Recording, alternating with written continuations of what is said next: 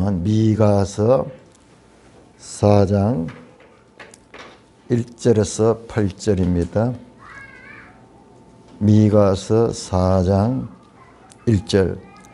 끝날에 이르러는 여호와의 전에 산이 산들의 꼭대기에 굳게 서며 작은 산들 위에 뛰어나고 민족들이 그리로 몰려갈 것이라.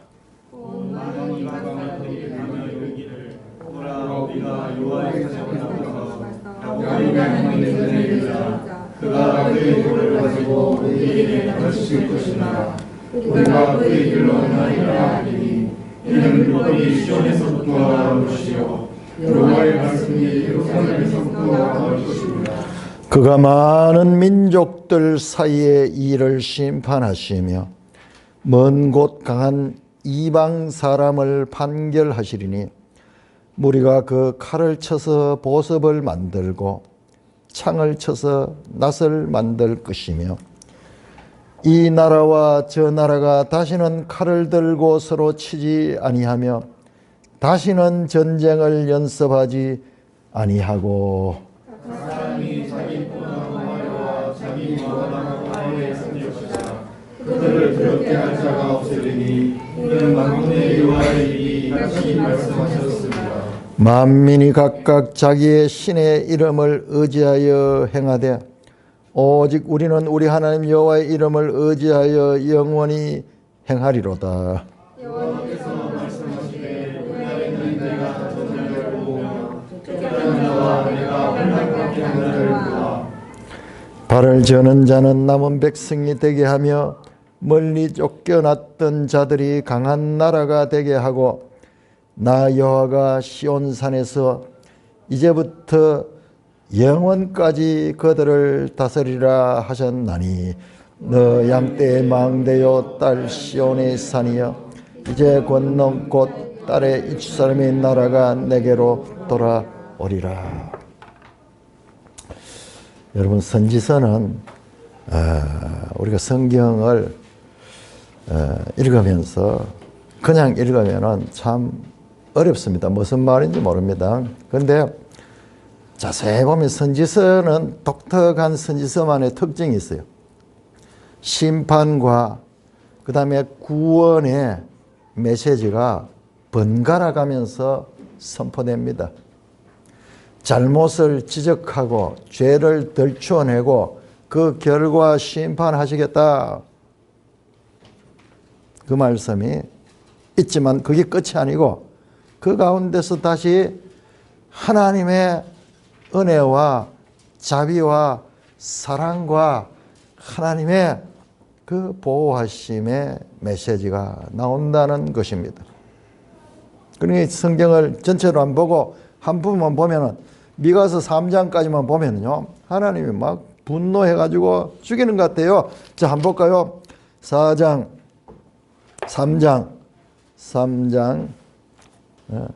13절에 하나님께서 범죄한 이스라엘 때문에 13절에 이렇게 말합니다. 12절에 이러므로 너희 말미암아 시온은 가라앉은 밭이 되고 예루살렘은 무더기가 되고 성전산은 수풀에 높은 것이 되라. 수풀에 높은 곳 하는 건요 그냥 잡초만 무성한 언덕이라 그 이야기예요. 예루살렘은 무더기가 되고 시온은 가라앉은 밭이 되고 이 도시 자체가 완전히 뒤집어져 가지고 거기에 건물도 하나도 없고 그냥 밭으로 변했다는 거예요. 무엇 때문에? 바로 하나님의 백성들의 범죄의 결과 이와 같은 심판이 있다. 그런데 오늘 4장으로 돌아오면은 갑자기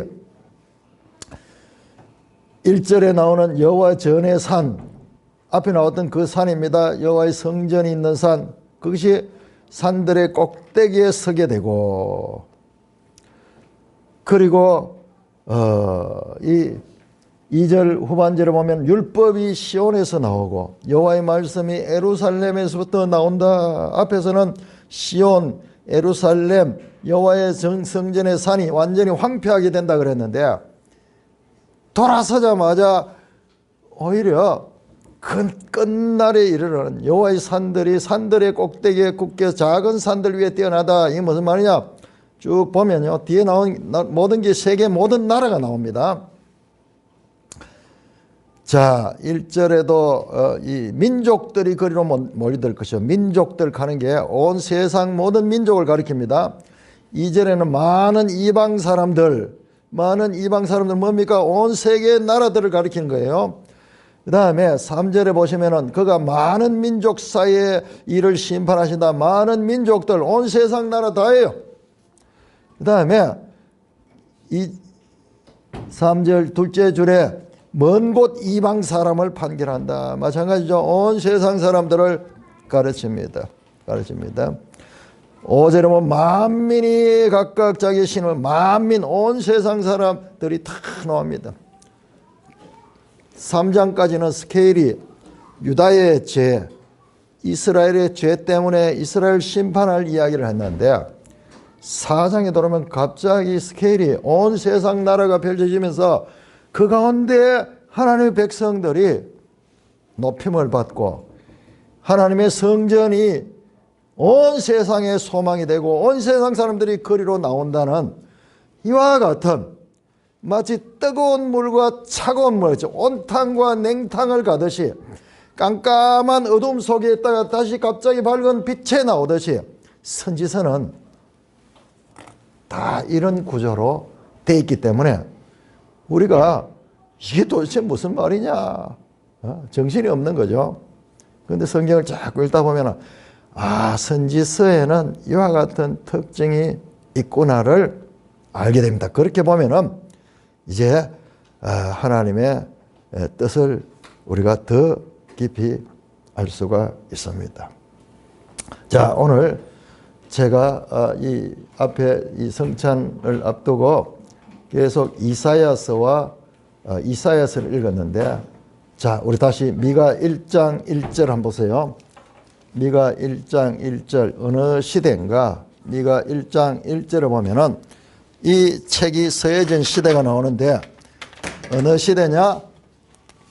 남한국의 요담 왕, 요담. 그 다음에 아하스, 히스기야입니다. 자, 이사야 1장 찾아보세요. 이사야 1장 1절 한번 보세요. 이사야 1장 1절은 여기에 더해가지고 우시아가 나오고 그 다음에 나머지는 똑같아요. 똑같습니다. 이사야 선지자 시대, 그 다음에 미가 선지자 시대가 이렇게 겹쳐지는 거예요. 이렇게 겹쳐지는 거예요. 그래서 동시대에 활동했던 선지자다. 그러면 이 시기가 언제 되냐? BC 740년에서 히스기야가 715년에 왕이 됐으니까는 이게 한 690년, 80, 90년 요때까지입니다. 요 시기예요. 주전 740에서 이 690년 요 시대 사이인데, 이때 어떤 일이 있었냐? 그 유명한 BC 722년에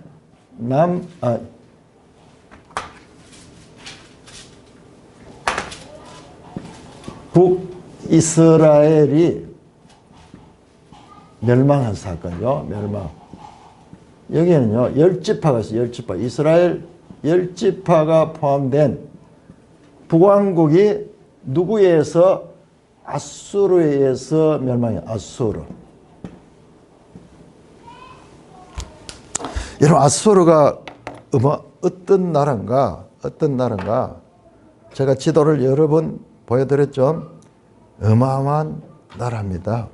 자, 하나님께서 이 시대에 미가 선지자와 이사야 선지자를 동시에 보냈어요. 여러분, 어떤 책입니까? 이사야가.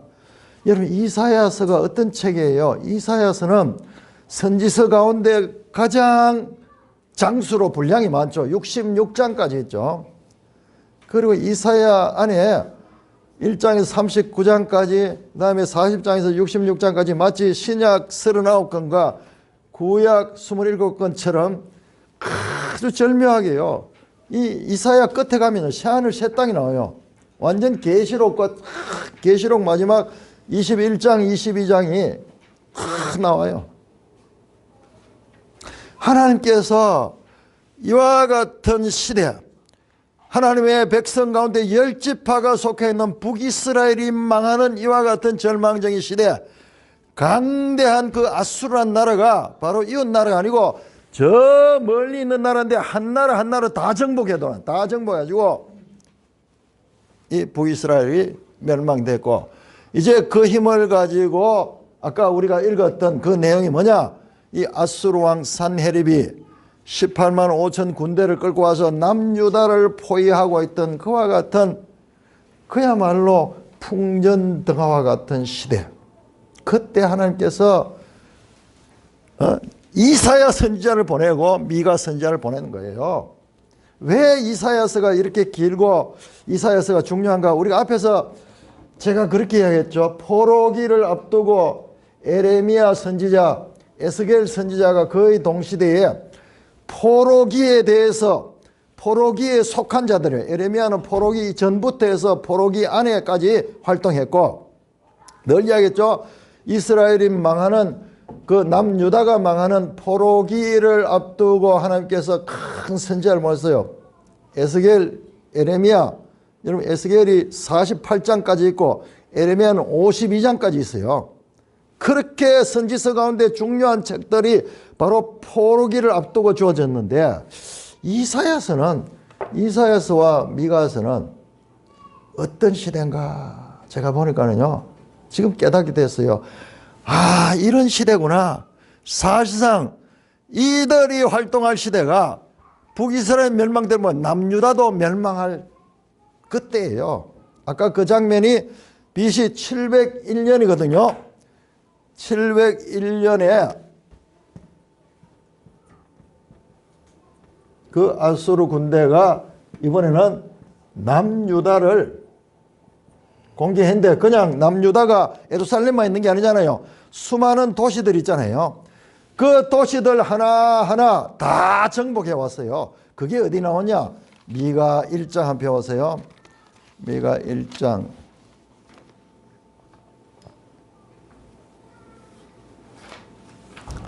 미가 1장 10절부터 15절까지 보면요, 가드, 베들레아브, 사빌, 그 다음에 베데셀, 라기스, 13절에 라기스, 14절에 가드 모라셋, 그 다음에 14절 후반절에 악십, 그 다음에 15절에 마레사, 그 다음에 15절 끝에 아둘람. 이게 전부 다 어디냐? 유다의 땅들이에요. 하나하나 다 정복해 들어와서. 그래서 이제 예루살렘만 마치 그 포도원의 상징막같이, 포도원의 망대같이, 뭡니까? 포도원이 넓게 있으면 망대 하나 홀로 서 있죠. 망대가 홀로 서 있죠. 그만큼 뭐냐? 외롭게 됐다는 거예요. 그래서 우리가 하나님께서 선지자를 보내시는 때가 보통 때가 아니고, 특별히 선지자들을 보내시고 말씀을 많이 한 때는 이스라엘 또는 유다가 가장 위기의 시대를 하나님께서 선지자를 보내셨다는 것을 알 수가 있습니다. 하나님이 누구신가? 그 백성이 망하는 것을 기뻐하는 것이 아니라 그 백성들이 돌이킬 수 있도록 가장 큰 선지자를 보내가지고 많은 말씀을 줬었다는 것을 알 수가 있습니다. 바로 이와 같은 배경입니다. 자, 우리 지도책 181쪽을 한번 보겠습니다. 지도책 181쪽, 다시 이스라엘 유다와 분열 왕국 시대의 왕들이 나오는 지도를 보시면요. 자, 여러분 보세요. 거기에 지도에 보시면은 중간에 남쪽 유다에 보시면 요담, 아하스, 히스기야 나오죠. 여러분 보세요. 히스기야가 등장하기 바로 직전에 북왕국에 보세요. 북왕국이 망하잖아요. 북왕국의 마지막 왕이 호세아고 사마리아가 함락돼서 722년에 망한 거예요. 이제 남은 것은 남유다예요. 바로 그러면 아수르가 남유다를 바로 치는데 그게 누구예요? 히스기야 시대, 히스기야. 바로 이거예요. 이렇게 연결되는 거예요. 이제 북이스라엘이 이미 망했고 남유다도 이제 곧 망하게 될 그때의 배경이 미가와 그리고 이사야의 배경이고 그런 것입니다. 자, 오늘 우리가 이사야서를 보니까는 그 아수르의 왕의 이름이 산헤립이 어떤 사람인가? 우리는 그냥 성경 안에 있으니까는 뭐 그런 모양이다 이렇게 보는데요. 느부갓네살, 디그라빌라셀, 산헤립 또는 고레에서 여기 성경에 등장하는 왕들은요, 이방의 왕들이지만 어마어마한 왕들입니다. 한번 영상을 한번 보여주시기 바랍니다. 자, 지도 198쪽을 펴시고 영상을 보여주세요.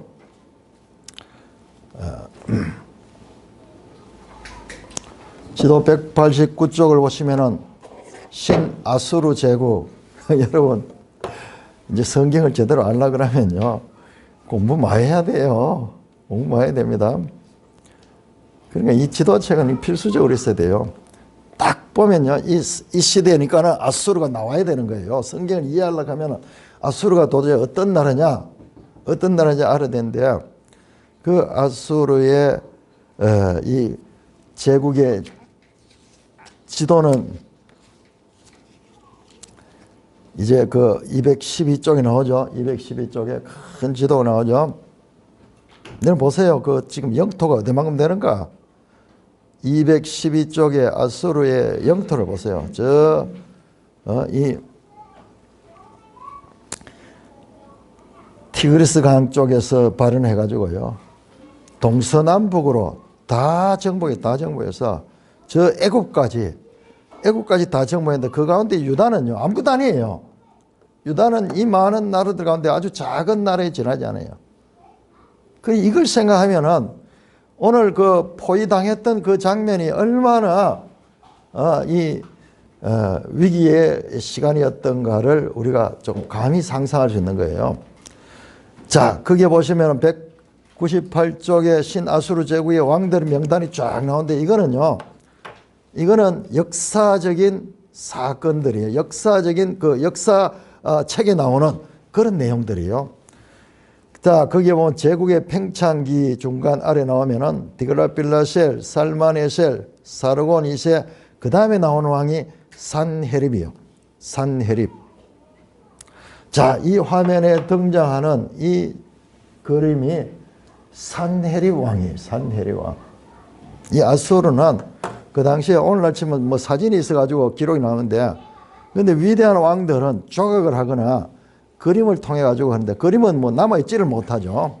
근데 돌에다 새긴 것은 아직 남아있는 게 있어요. 그래서 이 왕의 행렬하는 장면인데 굉장하죠. 마차를 타고 이렇게 해서 군사들을 대동하고 움직이는 내용입니다. 다음.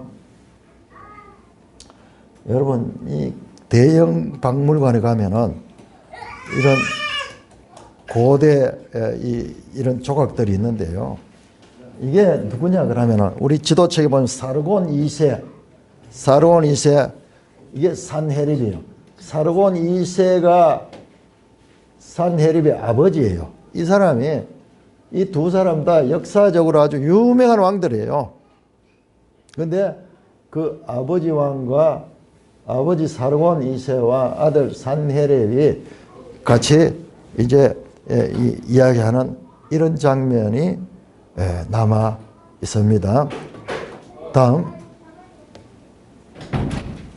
여러분, 이게 큰 부조 가운데 산헤립 왕이 앉아있는 그 모습이에요.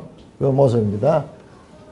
아주 이 상징적인 그런 이 돌판에다가 부조로 새기려고 그러니까 있는 사실대로 사진거 찍듯이 할 수 없는 거예요. 그래서 아주 상징적으로 이렇게 만들어 놓은 부조입니다. 바로 이 산헤립은 역사상 가장 위대한 왕 가운데는, 우리 성경 속에 그냥 산헤립 이름 나오니까는 뭐 우리 수준으로 읽지만은 사실상 이 책에서 나와서 이 인물이 역사의 무대에서 먼지 날리고 칼과 창이 휘둘러지는 그와 같은 전쟁 현장에 존재했던 인물입니다.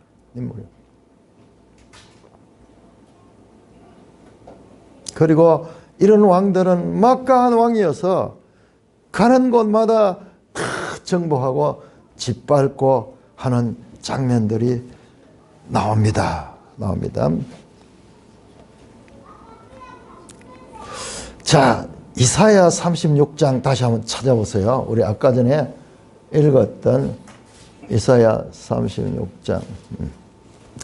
자, 찾으면서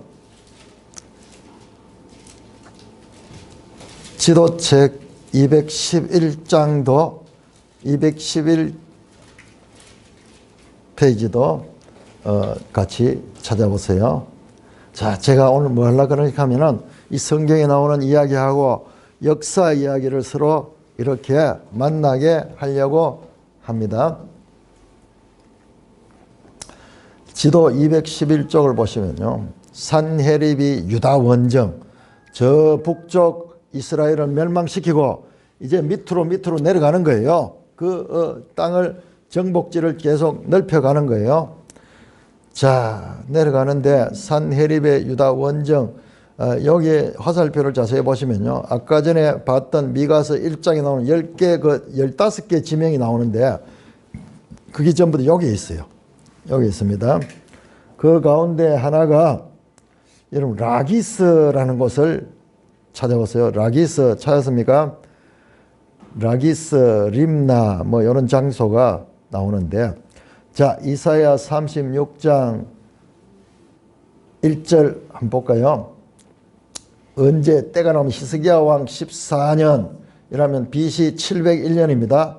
누구? 아수르 왕 산헤립이 올라와서 유다의 모든 견고한 성을 쳐서 취하니라.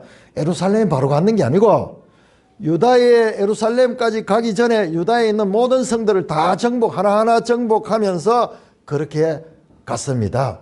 2절 보시면 아수르 왕이 라기스로부터 랍사게 예루살렘 보내서, 자, 라기스를 찾아보세요. 지도에 라기스가 있고 예루살렘은 여기 지금 안 나오는데 이쪽 동쪽의 끝에 있습니다. 동쪽 끝에 지도에서 라기스 나오죠. 라기스는 구약 성경에 몇 번 나옵니다. 몇 번 나오는 장소입니다. 여기에 보세요. 거기 말풍선을 보시면은 산헤립이 라기스에 여기에 이제 여기를 포위하고 여기를 공격하고 있었는 거예요.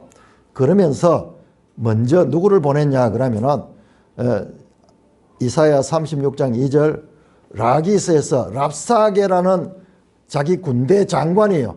이를 예루살렘에 미리 보내가지고 항복해라고 했던 내용이 이 36장 내용이에요. 자기는 지금 이 라기스에 여기에 정복하고 있고 그 군대 장관 랍사게를 보낸 것입니다. 그 포위시키고 거기에 가서 말할 적에는 본인이 직접 안 갔어요. 산헤립은 여기 라기스에 머물러 있었고 그 군대 장관 랍사게를 보내가지고 아까 그 36장에 나오는 그런 이 말을 하게 하고 항복을 받아내려고 했던 것입니다. 자, 이사야 37장 자, 여기까지 영상 다시 한번 보내주세요. 자, 이게 성경을 보고 그냥 이게 많이 나오는 자료거든요. 근데 바로 요 장면이에요. 요 장면 세나케립이 산헤립입니다. 라키시가 뭐냐 하면 라기스예요. 라기스. 우리 성경은 그 사람 이름이나 이런 게 옛날식으로 그렇게 했거든요. 발음이 좀 우리 할아버지들이 외국말 하듯이 이집트 그러면 애굽이라고 해버리고 그다음에 그렇게 이름들을 좀 그렇게 해서 세나케립이 산헤립에 라기스를 여기 나오죠. 라기스에 있었다. 라기스에 우리 지도에 나오죠. 라기스를 포위하고 있잖아요. 그때에 라기시 성벽을 공격하는 아시리아 군대, 그 다음에 그 포로를 잡아가는 거, 그 다음에 그래서 포로로 또 잡혀가는 유대인들, 그 다음에 탁 왕자에 앉아있는 산헤립의 모습이 나옵니다. 보세요. 이걸 확대해서 보여줄게요. 자, 이 장면들이에요. 이 장면 보시면은 이게 돌로 새겨서니까요. 돌판에 여기에 라기스 성이 있고요. 여기 아수르 군대들이 사다리를 타고 그 성벽을 타고 들어가 공격하는 거예요. 그 고대 전쟁은 성을 빼앗는 거예요. 성을 빼앗으면 끝나는 거예요. 근데 이게 우리가 그냥 보면은 뭐 그 대형 박물관에 그 유명한 부조인데 이게 뭐 그냥 전쟁했는 모양도 싶은데 성경하고 이렇게 맞춰보면요. 와, 깜짝 놀라는 거예요. 다음. 자, 여기에도 보니까는 군대가 이 성을, 그러니까 위로 보고 사다리를 듣고 위로 올라가고 있죠. 성을 빼앗기 위해서 전쟁하는 장면. 밑에서 화살 쏘고 막 나오네요. 다음. 자, 여기는 보면요. 이게 이 아수르 군대가요. 이 유다의 이 사람이 목을 베는 거예요. 목을 베는 거. 이런 그림 많이 나와요. 아수르 군대는 잔인하기로 막 세계 역사상 잔인하기로 유명한 군대예요. 막 목을 베가지고 그걸 들고 다니면서 항복해라고. 지금 여기 예루살렘 앞에서도 사람들의 머리를 많이 가져가가지고 꼽아놓고 그렇게 협박했을 거예요. 너희들 항복하지 않으면 지금 이 꼬양 난다 그러면서 이제 그렇게 이야기하는 거예요. 다음. 자, 그래서 그 유다 포로들 가운데 뭐 붙잡혀 가는 사람들 뭐 그런 장면들을 이렇게 애기들하고 막 여인들하고 그렇게 잡혀가는 장면입니다. 다음. 그리고 이 사람들이 이제 막 이게 산헤립 왕이에요. 산헤립과 그 군대 장관이 서로 지금 작전을 짜고 있고 나머지 사람들은 전부 무릎 꿇고 항복하고 있는 그런 장면들. 아까 우리 성경에 나온 라기스 공격 그 장면이에요. 그 장면. 다음 또 한번 보세요. 자, 여러분. 자, 이사야 37장 8절 한번 37장 8. 37장 8절 보시면은 자, 이 아수르 왕이 라기스에 있다가 거기를 떠나서 어디로 갔냐 그러면은 림나를 쳤다. 지도도 한번 보세요. 지도도 다시 한번 보시면은요. 이렇게 정확하게 되어 있어요. 깜짝 놀랐어요.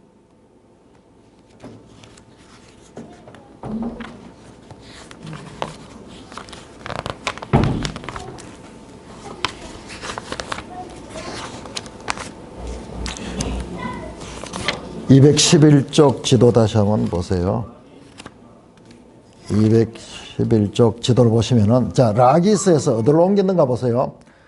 라기스에서 바로 위에 보면 림나 있죠. 림나. 이제 라기스를 정복하고 다시 림나를 정복하고 그 다음에 이제 일단 군대를 일부는 예루살렘으로 보내고 지금 여기에 있는 지역을 다 하나하나 정복해 가는 거예요. 자, 림나로 자 37장 8절 이사야 37장 아수르 왕이 라기스를 떠났다 함을 듣고 랍사게가 돌아가다가 그 왕을 만나니 림나를 치고 있더라. 이 라기스에 가서 보니까 라기스이 떠나서 산헤립이 어디 가는 바로 그 림나로 가서 림나를 치고 있더라. 그 말이요. 자, 다음. 여기 나오네요. 림나. 아까 영상 한번 보셨어요. 자, 여기 보니까는 그게 나와요. 이 내용, 성경 내용이 나오는데요. 성경 기록에 따르면 히스기야에게 파견된 아시리아 사절들이 세나케립, 산헤립이 리브나 시와 교전진 것을 발견했다. 리브나가 림나예요. 림나. 자, 예루살렘 주변의 봉쇄에 대한 게는 세나케립 연대기에 묘사된 포이전이나 니느웨에 있는 세나케립의 궁전, 아수르 역사에 다 나오는 내용이야. 아수르 역사에 이런 조각들이 해가지고 이 전쟁의 다른 자료들이 나오는 거예요. 18만 5천 명 죽은 나오네요. 예루살렘 성문 앞에 18만 5천미 아시리아 병사를 죽여서 세나케립의 군대를 전멸시켰는데, 고대 그리스 역사가 헤로도토스는 이 작전을 아시아의 실패로 묘사하는데 많은 군대를 전멸시켰다고 전한다. 들쥐 때가, 그러니까 요즘 같은 패스트 같은 쥐가 퍼뜨리는 그 전염병, 이런 게 아시리아 진영을 습격하여 화살통과 활줄 같은 중요한 물품들을 먹어치워 아사라인들의 무장을 해제시키고 도주하게 만들었다고 한다. 쥐떼 출몰 이야기는 아시아라 진영을 덮친 어떤 질병, 아마도 폐혈성 패스트에 대한 암시일 것으로 가능성이 있다. 그 이야기입니다. 이런 게 전부 역사적 자료로 남아 있는 것입니다. 다음, 아까 우리가 읽어봤잖아요. 산헤립이 어떻게 죽었는가?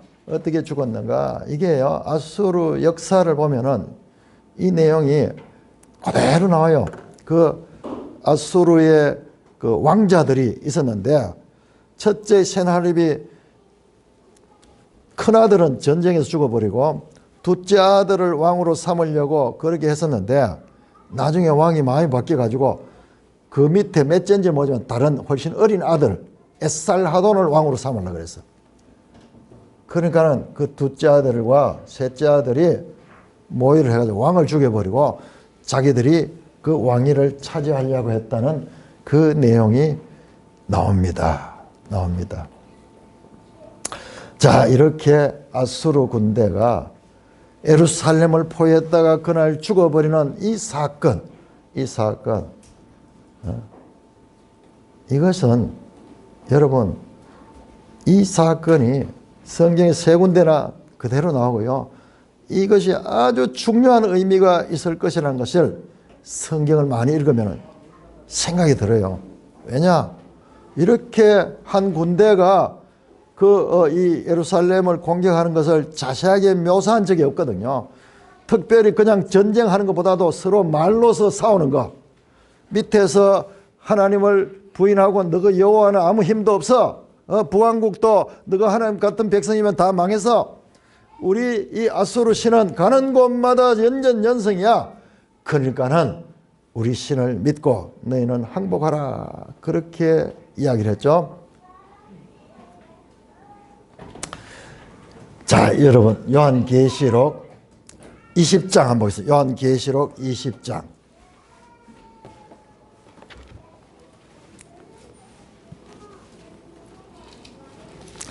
자, 선지서는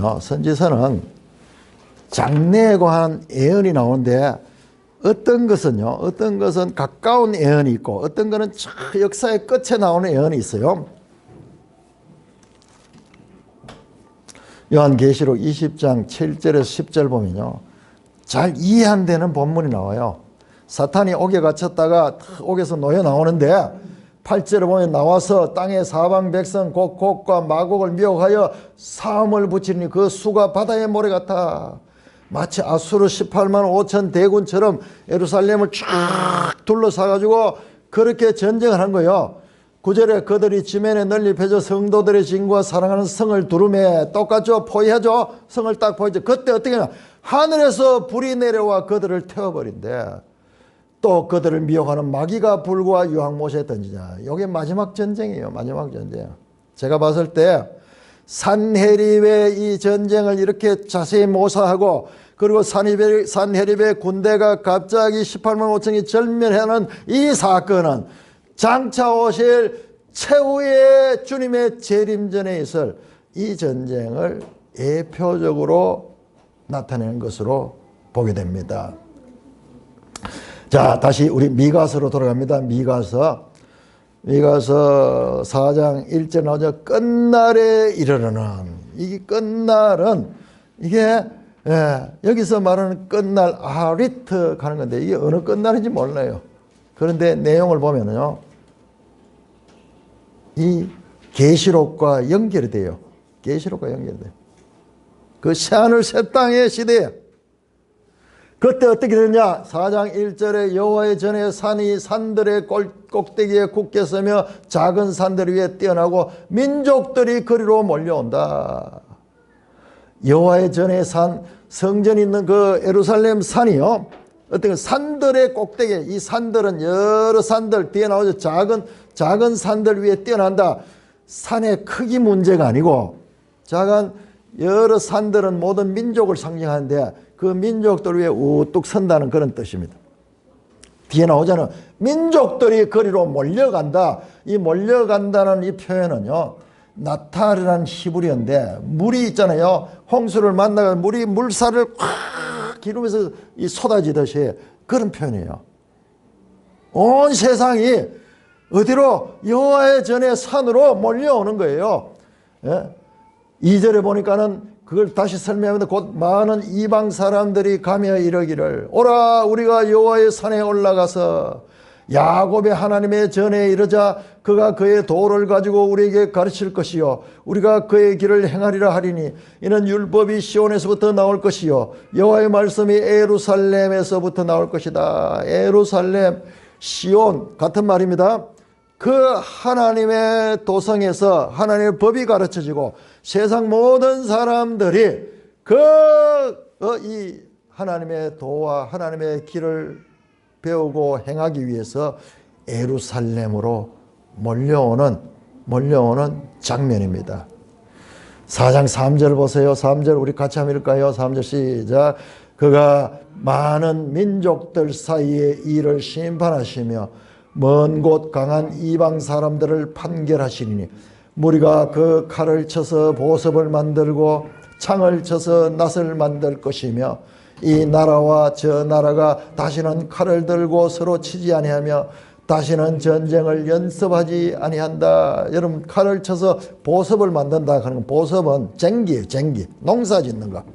무기를 가지고 더 이상 칼이나 창을 가지고 그걸 녹여가지고 쟁기를 만들고 낫을 만들어서 농사 도구로 쓰지 사람을 죽이는 도구로 쓰지 않는다는 겁니다.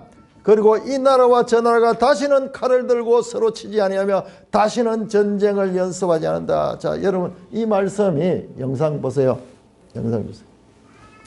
이 말씀이 이사야, 미가서, 이사야 똑같이 나온 내용이에요. 여기에. 그런데 이것이 그대로 they shall beat their sword, 칼을 가지고 어떻게 plowshares, 쟁기를 만들고 그 다음에 그들의 창을 가지고 어떻게 하느냐? 이 낫을 만든다. 낫을 만든다. 나라들이 shall not 더 이상 서로에 대하여 나라와 나라들이 서로 전쟁하지 않냐고 뿐만 아니라 그들이 이 전쟁을 더 이상 anymore 연습하지 아니하는다. 이사야서를 인용했어요. 이게 어딘지 아세요? 이게 유엔 본부에 있는 벽입니다. 유엔 본부. 다음 장면. 이 그림이 이게 유엔 앞에 있는 조각이에요. 이사야 말씀도 새겨주고 이 조각상도 새겼습니다. 바로 이 칼을 부수어 가지고 녹이고 쟁기를 만드는 것입니다. 이게 인류의 하나의 소망이에요. 인류의 소망. 어떻게 민족이 나라와 나라를 전쟁하는가. 지금도 러시아와 우크라이나가 전쟁하고 우리나라 가운데도 이렇게 보이지 않는 내전이잖아요. 내전이 일어나고 어떻게 이와 같은 전쟁의 소문들이 끊이지 아니하며 불행한 일들이 끊이지 아니할까. 그런데 이것이 끝나는 때가 있어. 끝날 때야. 다시는 칼을 들고 서로 치지 않으며 다시는 전쟁을 연습하지 않답니다. 여러분 계시록 21장으로 갑니다. 계시록 21장. 요한계시록 21장 4절 같이 읽습니다. 시작. 모든 눈물을 그 눈에서 닦아주시니 다시는 사망이 없고 애통하는 것이나 곡하는 것이 아픈 것이 다시 있지 아니하니 처음 것들이 다 지나갔습니다. 처음 것들은 죄에 속하는 이 세상이에요. 이 세상. 이게 예수님의 재림의 때예요. 예수님이 초림해서 하나님 나라가 왔지만 아직 완성이 되지 않아서, 그래서 아직도 전쟁이 있고 아직도 이와 같은 우리 속에 죄가 역사를 하는 거예요. 그런데 계시록 20장에서 아까 그 최후의 전쟁에서 사탄이 불못에 던져졌잖아. 불못에 던져서 더 이상 없어지는 거예요. 그 시대예요. 마귀 자체가, 존재 자체가 우리하고는 상관이 없는 그와 같은 상태가 되니까는 새하늘 새 땅에서는 다시는 사망이 없고 다시는 애통한 것이나 고가나 아픈 것이잖아요. 22장 3절, 요한계시록 22장 3절 같이 읽습니다. 시작. 다시 저주가 없으며 하나님과 어린 양의 보호자가 그 가운데 있으니 그의 종들이 그를 섬기는, 이것이요 새하늘 새 땅에서 완전한 평화가 오는 그 장면이에요. 지금 미가서는요, 미가서는 이게 BC 700년대 사건, 그리고 그 나라가 가장 위험한 이 시기에 이 음혹한 시절 가운데서 장차 오실 주님의 재림의 때를 지금 여기에서 예언하고 있는 거예요. 예언하고. 이게 우리 하나님이신 거예요. 현실적으로 가장 어려운 시절 가운데서 우리 대한민국에도요, 지금 이와 같은 어두움이 빛을 대신하고 빛이 어두움이라고 하고 죄인들이 권력을 잡고 의인들이 감옥에 갇혀가는 이와 같은 음혹한 시절이 지금 눈앞에 펼쳐지고 있지만은, 하나님은요 그런 시절에 가장 가까이 하시고 가장 그 백성들을 깨우쳐내고 가장 하나님이 가까이서 하나님의 뜻을 계시해 주시는 분이라는 것을 우리는 이 배경을 보면 알 수가 있어. 배경을 보면 제가 지금까지 그 포로기에 에레미야, 에스겔을 알았는데 이사야는 잘 이해를 못했는데, 이사야가 보니까는 이게 이 배경, 이 사실상 히스기야라는 위대한 왕이 나와가지고 이때 멸망될 것을 100년 이상 연장했는 거예요.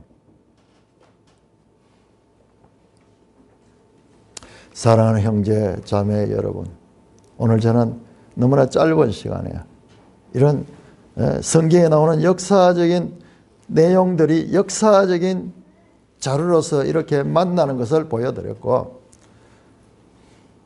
또 이 선지서에서 하나님의 구원의 완성의 장면, 다시는 칼을 들고 서로 치지 않고 다시는 전쟁이 없는 이 상태, 이것은 죄가 완전히 제거된 상태, 모든 죄의 이 뿌리가 되는 속이는 자 마귀가 이 제거된 상태입니다.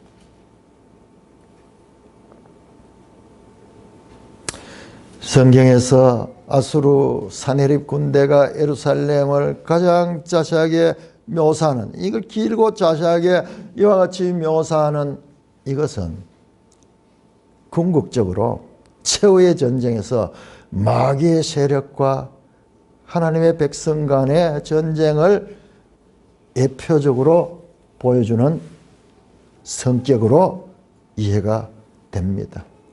선동과 속임을 통해 하나님과 왕에 대한 믿음을 무너뜨리고 의심하게 하잖아요. 의심하게, 믿지 마라. 현실을 믿어. 현실을. 너 하나님이 어디 있어? 히스기야의 말에 속지 마. 하나님이 있다면 왜 너희들이 이렇게 지금 당하고 있어? 급소를 찌르면서, 아킬레스건을 찌르면서 그렇게 그들의 믿음을 무너뜨리고 하는 마귀의 공격을 이 사나립 군대와 그 히스기야의 그 전쟁을 통하여 그림처럼 미리 보여주는 구약의 모형적인 사건인 것을 알 수 있습니다. 히스기야 왕과 이사야 선지자, 그리고 동시대의 미가 선지자예요. 함께 활동하며 하나님의 뜻을 알고 믿음으로 위기를 극복하여 유다의 멸망이 이게 하나님의 계획 가운데 있는 거예요. 유다가 멸망해서 돌아온 자들이 다시 우리가 봤던 그 에스라, 느헤미야 그게 있어야 돼요. 그렇지만은 그것이 히스기야 때 일어날 것을 100년 이상 연장한 사건이 바로 히스기야와 산헤립의 전쟁입니다. 하나님께서는 하나님의 백성들의 구원을 위하여 선지자들을 보내어 하나님의 뜻을 미리 보여주셨습니다.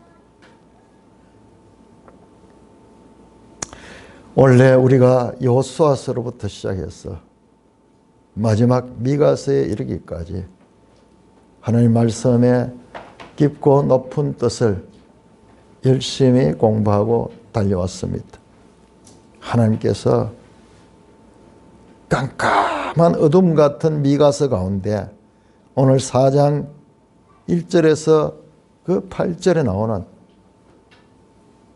깜깜한 어둠을 비추는 한 줄기 빛 같은 소망스러운 말씀으로 끝날에 일어날, 그날에 일어날 하나님의 온전한 승리와 그 하나님의 승리를 힘입어 하나님의 백성들의 구원하며 영원한 나라에 입성되는 장면을 하나님은 우리에게 보여주시고 계시는 것입니다. 이 하나님을 믿는 믿음으로 한 해를 마무리하고 새해 더욱 하나님의 크고 놀라우신 은혜 가운데 살아가는 모든 산돌교회 되시기를 주님의 이름으로 축원합니다. 오 하나님 아버지 은혜를 감사합니다. 66권 성경 가운데서 이렇게 서로 연결이 되고 유기적인 관계를 통하여 하나님의 크신 뜻을 계시하는 것을 조금씩 더 알아갈 수 있도록 하나님 은혜를 베풀어 주시니 감사를 드립니다. 성경의 기록들은 성경 안에만 있는 이야기가 아니라 저 먼지가 휘날리며 창과 칼이 서로 마주치며 말들과 말들이 그 먼지를 일으키며 전쟁터에서 싸우는 그 현장의 내용들이 성경의 기록 속에 있는 것임을 새롭게 알게 하시고 아버지 하나님 이와 같은 것들을 우리에게 보여주심으로 말미암아 이 세상 가운데 우리가 어떻게 살아야 될 것인가를 하나님 계시하고 계시는 하나님의 세밀하심과 하나님이 그 백성을 구원하기 위하여 애쓰시는 모습을 볼 수 있게 하시니 감사를 드립니다. 모든 영광 존귀 하나님 홀로 받으시기에 합당하시니이다. 우리 주 예수 그리스도의 이름으로 감사하며 기도드리옵나이다. 아멘.